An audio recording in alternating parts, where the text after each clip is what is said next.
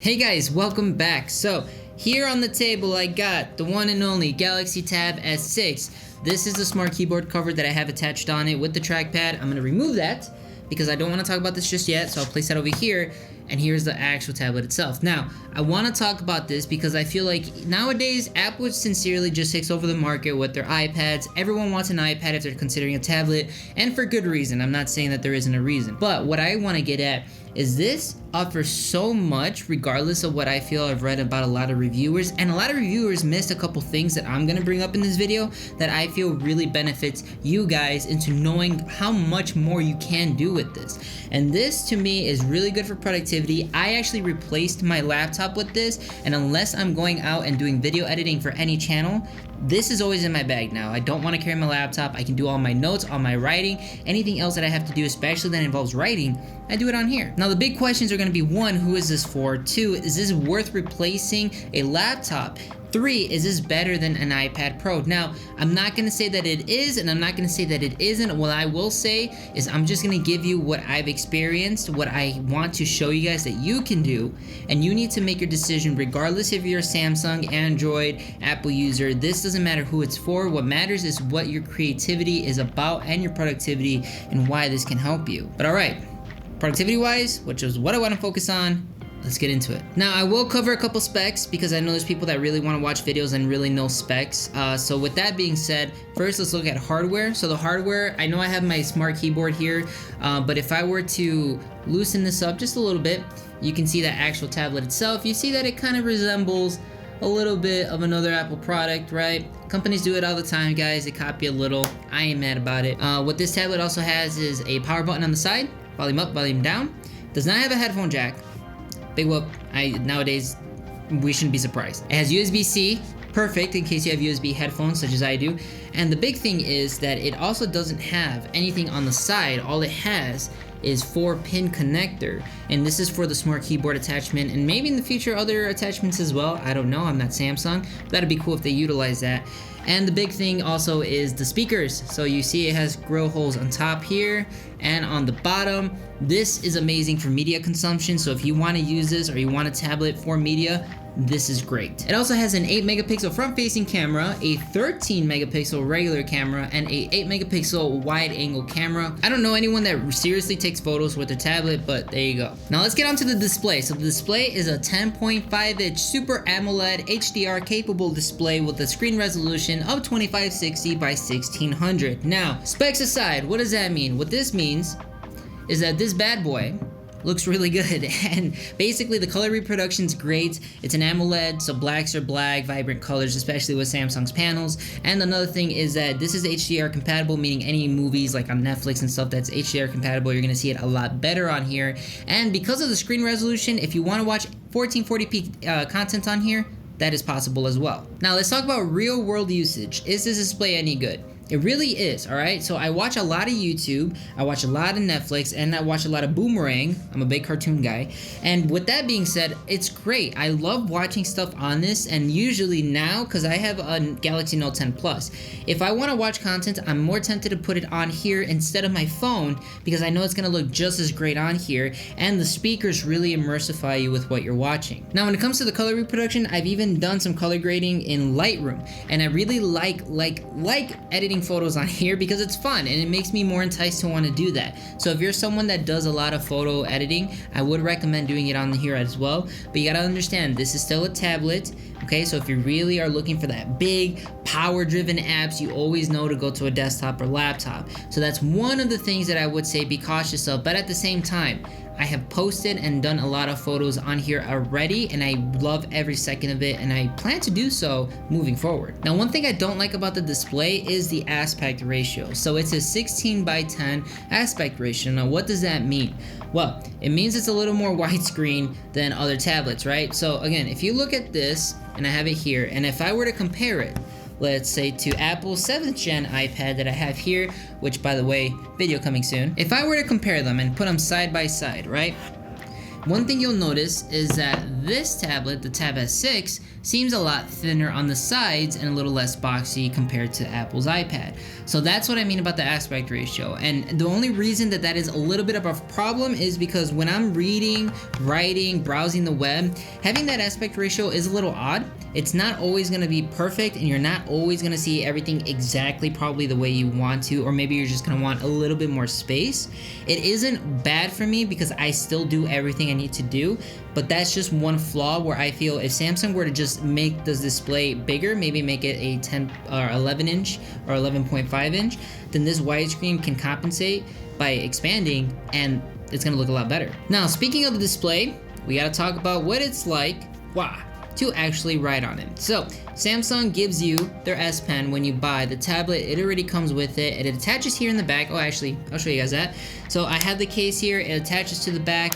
The case covers it. You open it up, and bada bing bada boom. Now when it comes to writing, I was using the app called Squid, which is an Android and I believe Chromebook app. I use Squid a lot more because Squid actually emulates and gives you a sheet of paper to write on. I wrote a lot using this because I really wanted to test what it was like to write on a display. I also have a matte screen protector, mainly because I'm someone that likes screen protectors. I don't like to mess up my screen. And the writing experience has been good. It's been pretty good. I do want to point out that I said it's been good, not great. The only issue I have with Squid is on occasion when I do write, I do feel a little bit of the latency, but it's not even that.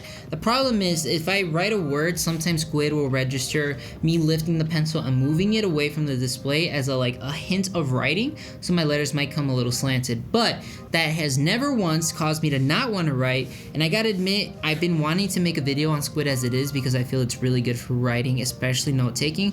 If you guys would want that, leave it down in the comment section because it's so worth it if you're gonna have a tablet like this. But yeah, so like I said, I use this. I like it a lot. If you guys are planning to actually take notes on here, I highly recommend using Squid. Now, when it comes to drawing has been another thing. So I had to use Samsung's built-in app called PenUp.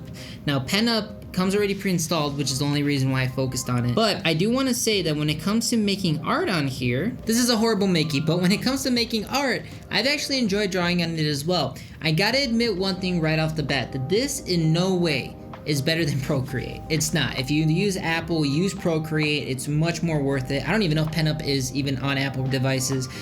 I probably should have looked that up before I made this, But PenUp is good for Android users. Now, I will say, if you are seriously looking to buy a tablet to fully go on and pursue your digital dreams of being a graphic designer and drawing and all that, I recommend Procreate because it just really is a lot better. But if you still want to draw and you want to use PenUp and you want to test the limits of this tablet and you just really want to stick to your Samsung ecosystem and the Android ecosystem, guys, this isn't a horrible thing. I only push Procreate as much as I like this as well because I understand that as a professional and you want to have professional grade stuff, Procreate is just on another level in terms of the app. I'm not saying the device isn't good at handling drawing, it's the app itself. So if you know a better app than PenUp to draw, leave it in the comment section. Let other people know. Let me know. Maybe I'll make a video on it. But alright, so that's basically going to be it when it comes to the display, drawing, writing, everything. Again, good, some hiccups, but still good. Now let's get into the battery life. This has a 7,040 milliamp hour cell. Now, that alone sounds huge, and it is. And I gotta admit, I never once since I bought this thing have either killed it in a day by my actual genuine usage of medium to heavy use, and that includes YouTube, Evernote, Notion, Asana, Netflix, Boomerang. I do all of that nearly every day, and never once have I killed it. Maybe the lowest I've genuinely gotten it to is 15%. Now, when it comes to the recharge, it does come with an adaptive fast charger out of the box that Samsung provides, and I can get this bad boy fully charged in a little, maybe like 2 hours and 5 minutes. So a little over 2 hours. Now, everyone's charging usage and their charging habits are going to be different. So if you're using this for school, I really recommend you charging it in between classes if you know you have like 2-hour classes that you're going to be using this for. I'm a stickler for battery life, so I do advocate the battery on this thing. Okay, now the last two things that I'm going to show is what really made me want to keep this tablet and use it as my everyday driver, and that is Samsung DeX and the USB-C port. Now, Samsung DeX, if you guys don't know, is Samsung's version of what I would consider a laptop experience. So I'm gonna attach the smart keyboard and go from there. Now that I have the smart keyboard attached, here's a couple cool things you can do. One, you can actually use a mouse, thank God, right? You can use a mouse to actually, even in tablet mode, use this, and you can click on your apps and use it how you will. But that isn't the big thing when it comes to Samsung DeX, because that's an entirely new experience. So I'm gonna click Function and the DeX button. And now it's in the process of changing, and there you go. Now the cool thing about Samsung DeX is that you do have apps on the top left, you have apps on the bottom for quick access, and you have information on the bottom right. And one thing that I love is that you can use this just like you would with a laptop, meaning it's gonna simulate the experience of using a laptop.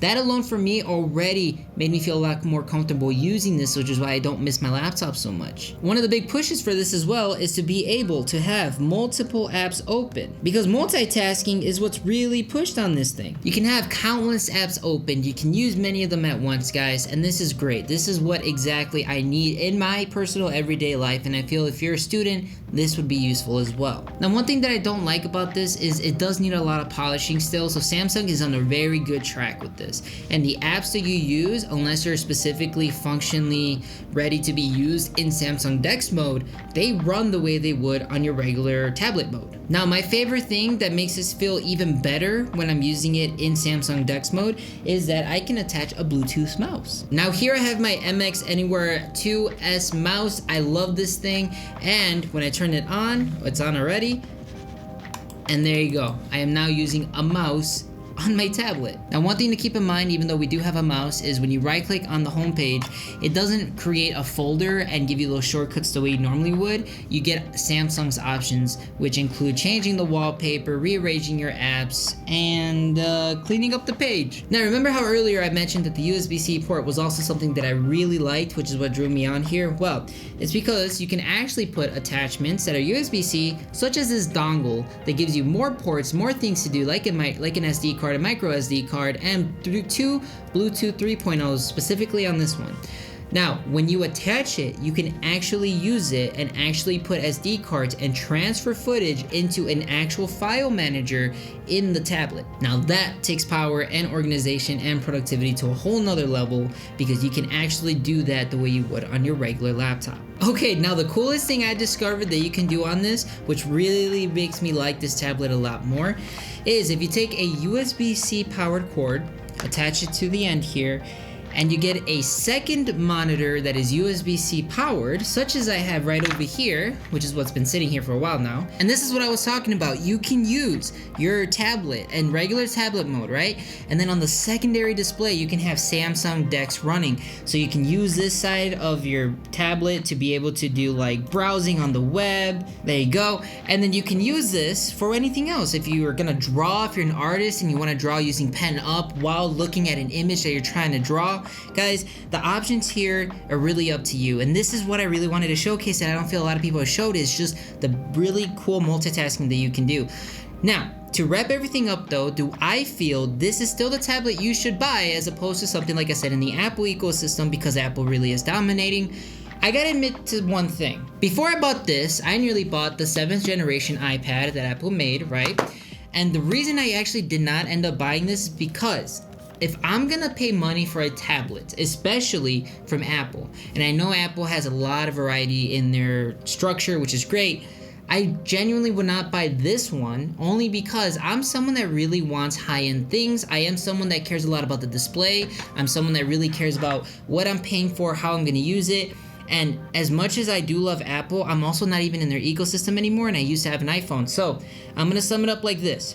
If you are like me and you're using a Samsung or Android powered phone, this is gonna greatly be a nice addition for it. I'm not saying it will be the absolute best in the world, but I'm saying it will be a really good option. If you're already in the Apple ecosystem, guys, there's really no other reason for you to buy this. Just go with Apple. Stick to their ecosystem. Everything runs perfectly together. You gotta hand it to them for that. But I just want to say, if you buy this for $649 and then any other accessory you buy, like the smart keyboard trackpad, it's gonna be a lot of money. But I think that if you're someone who's like me that understands, I'm not buying this to really replace my desktop powered apps, because I understand that that's not gonna come with this.